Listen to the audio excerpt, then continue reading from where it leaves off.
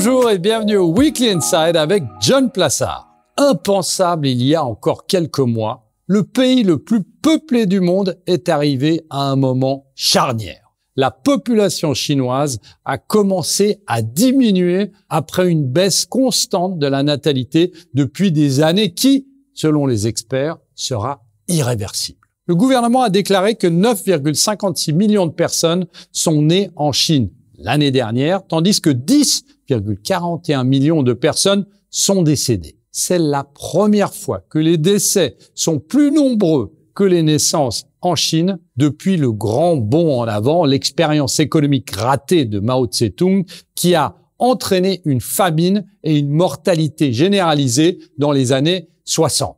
Pour mémoire, les responsables chinois ont admis l'an dernier que le pays était sur le point de connaître un déclin démographique qui commencerait probablement à partir de 2025.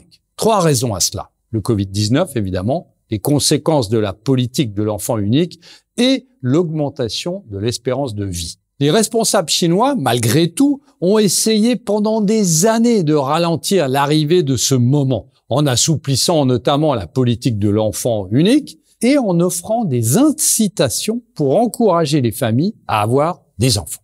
Aucune de ces politiques n'a fonctionné. Aujourd'hui, confronté à un déclin de sa population, associé à une augmentation constante de son espérance de vie, le pays est plongé dans une crise démographique qui aura des conséquences non seulement pour la Chine et son économie, mais aussi pour le monde entier. Au cours des 4 dernières décennies, la Chine est devenue une puissance économique et l'usine de monde. Certains l'appellent même le poumon du monde. Cette tendance a accéléré un autre événement inquiétant. Le jour où la Chine n'aura plus assez de personnes en âge de travailler pour alimenter la croissance à grande vitesse qui en fait le moteur de l'économie mondiale.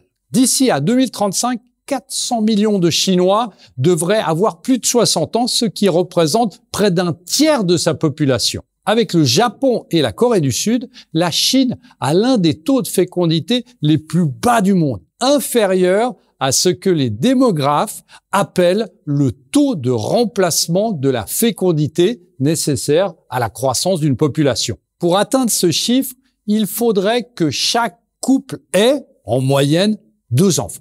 Le vieillissement de la population est également un thème d'investissement extrêmement important. N'hésitez donc pas à nous contacter pour nous demander plus de détails. Merci beaucoup et passez une excellente semaine.